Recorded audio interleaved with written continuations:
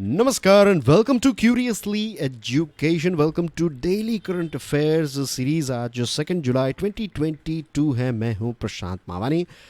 दोस्तों, आज का पहला टॉपिक है प्राइम मिनिस्टर नरेंद्र मोदी साहब की एक टेलीफोनिक कन्वर्सेशन हुई है रशिया के प्रेसिडेंट व्लादिमीर पुतिन साहब के साथ।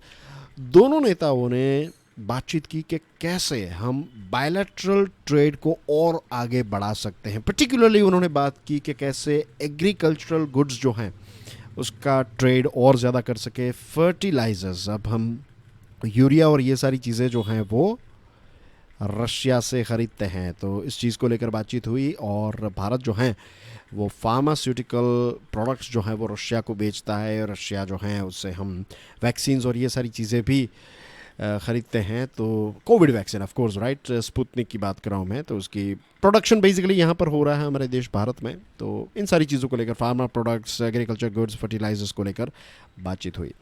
इसी के साथ दोनों नेताओं ने ग्लोबल इश्यूज़ पर डिस्कशन की। अब जब हम रशिया के साथ, वो भी ऐसे माहौल में अभी जो चीज़ें चल रही हैं उसके बारे में बात करें, then the most important thing is of course international energy, right. इसको लेकर ऑयल, गैस की प्राइस बहुत बढ़ गई है। ओपेक प्लस का मेंबर है रशिया, तो इंटरनेशनल एनर्जी के बारे में बातचीत हुई। Food market, we know it very well, wheat, right, wheat का एक बहुत बड़ा प्रोड्यूसर है रशिया। तो इन विषयों पर चर्चा हुई। इसी के साथ दोनों लीडर्स ने, राइट, ये रिव्यू किया कि जो लास्ट दिसंबर की बात है, जब व्लादिमीर पुतिन साहब जो हैं वो भारत की यात्रा पर आए थे, तो उस टाइम पर जो भी चीज़ें दोनों देशों ने डिस्कस की, तो उन सारी चीज़ों के इम्प्लीमेंटेशन को लेकर एक रिव्यू किया। और इसी के साथ यूक्रेन को लेकर भी बातचीत हुई। देखिए, आपको याद होगा कि जब से यूक्रेन के युद्ध की शुरुआत, यूक्रेन और रशिया के बीच में युद्ध की शुरुआत हुई है, तो जहाँ तक मुझे याद आ रहा है, as far as I know, as far as I am sure, prime minister Modi was the first person to call president Putin. जब युद्ध की शुरुआत हुई ना, उसके बाद पहले कोई अगर इंटरनेशनल लीडर जिन्होंने पुतिन साहब के साथ बातचीत की, तो that was prime minister Modi, that was India. तो भारत ने यूक्रेन और रशिया के बीच में जो इश्यू चल रहा है उसको लेकर यही कहा कि भारत हमेशा डायलॉग और डिप्लोमेसी को ही फेवर करता है। बातचीत के माध्यम से ही इस प्रॉब्लम को सॉल्व किया जा सकता है।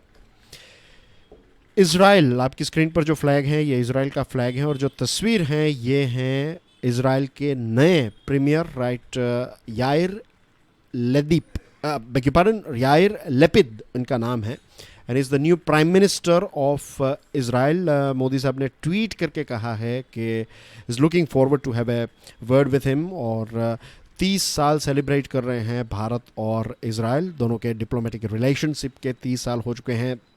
काफ़ी इंपॉर्टेंट पार्टनर है हमारे देश का, डिफेंस को लेकर काफ़ी इंपॉर्टेंट पार्टनर है, एग्रीकल्चर को लेकर, वाटर मैनेजमेंट एंड बहुत सारी चीज़ें हम इज़राइल से सीख सकते हैं। इज़राइल भी हमसे बहुत सारी चीज़ें जो हैं खरीदता है, सीखता है।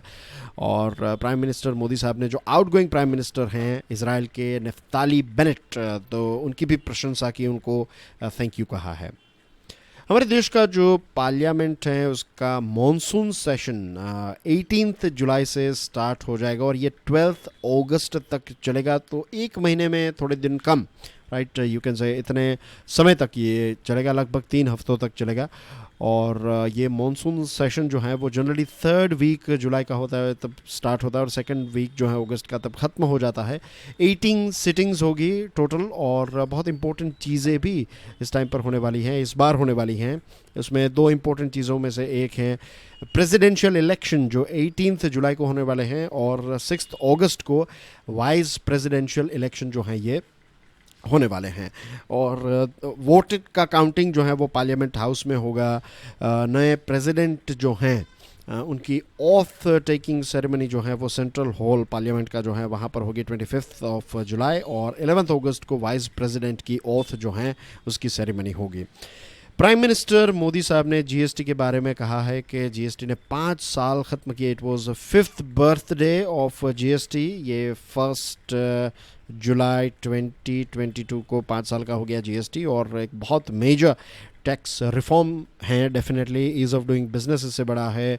हमारे देश का जो विजन है, 1 नेशन 1 टैक्स, तो ये भी जीएसटी की वजह से हो पाया है। फाइनेंस मिनिस्टर निर्मला सीतारमण जी ने ये कहा है कि जीएसटी का कलेक्शन जो है वो स्टेडीली इंक्रीज़ हो रहा है, और 1.40 लाख करोड़ रुपीस जो हैं ये एक रफ बॉटम लाइन बन चुकी है। मंथली कलेक्शन जो है वो लगभग इतना आने लगा है।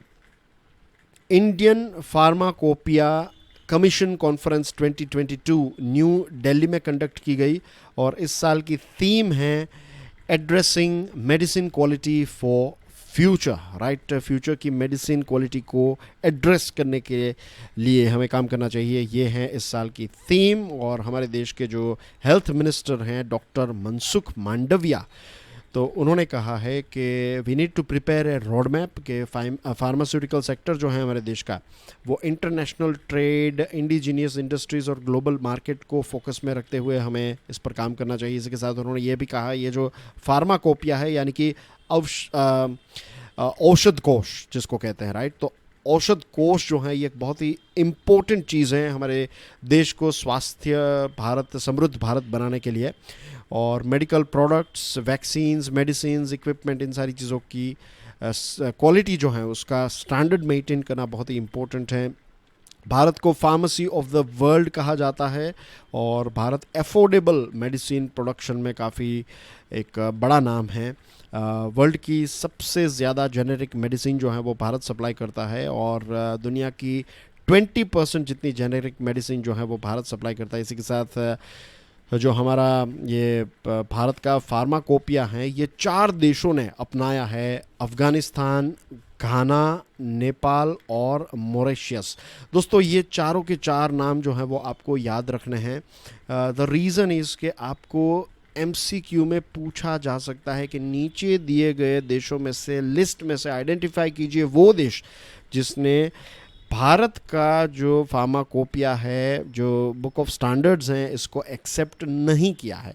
तो कंफ्यूज करने के लिए आपको अफ़गानिस्तान, घाना, नेपाल और पाकिस्तान दे दिया जाएगा या फिर श्रीलंका दिया जाएगा, राइट। तो हमें लगेगा कि चलो श्रीलंका जो है वो तो हमारा अच्छा दोस्त हैं, मॉरिशस अच्छा दोस्त है, नेपाल अच्छा दोस्त है, लेकिन ये घाना नहीं हो सकता। तो फिर आप घाना को टिक नहीं करेंगे। रिमेंबर घाना जो है अफ्रीका का देश है। तो ये 4 नाम बेसिकली आपको याद रखने हैं, ठीक है। एडटेक यानी कि education technology, education and technology भी आप कह सकते हैं। जो ऑनलाइन क्लासेस हैं और ऑनलाइन जो कोर्सेज आप खरीद सकते हैं, बहुत सारी ऐसी कंपनीज है, इज़न्ट इट।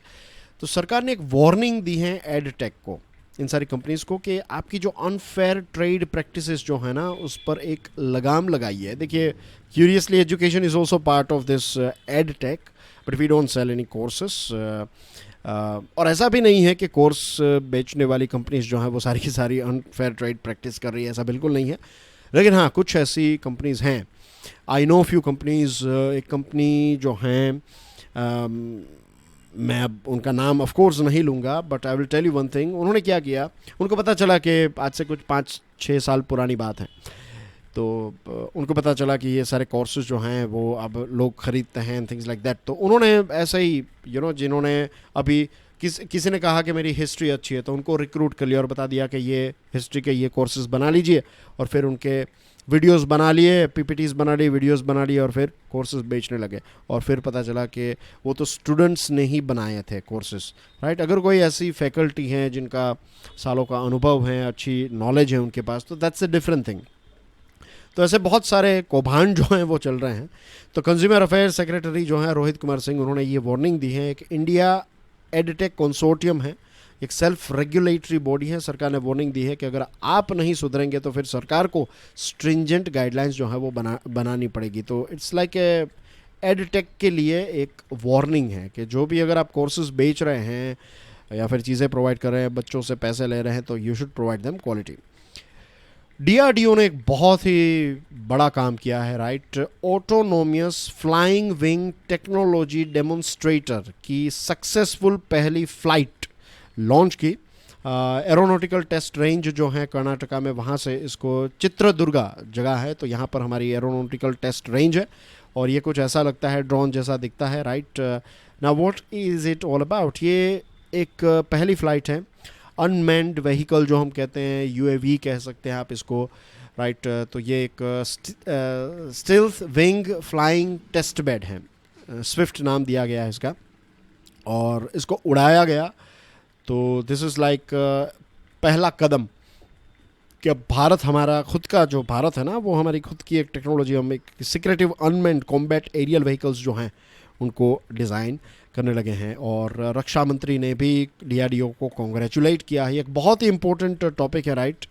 और आत्मनिर्भर भारत के लिए, और अभी तक क्या था, हम यूएसए से ड्रोन्स खरीदते इस प्रकार के, इसराइल से खरीदते हैं, लेकिन अब हमारे पास हमने खुद की ये टेक्नोलॉजी जो है वो बनाई है। तो this is first step, but of course it is not the last one. And I am sure आने वाले समय में एक दिन आएगा, याद रखना, कि हम ये सारे ड्रोन्स जो हैं वो दुनिया के दूसरे देशों को भी भेजेंगे। प्राइम मिनिस्टर नरेंद्र मोदी साहब जो हैं वो आंध्र प्रदेश जाएंगे। आंध्र प्रदेश के बाद वो गुजरात जाने वाले हैं। मंडे की बात है ये, राइट। तो आज सैटरडे है, तो संडे और मंडे परसों की बात है। एक जगह है भीमावरम, तो वहाँ पर जाएंगे। उसके बाद गांधीनगर जाएंगे।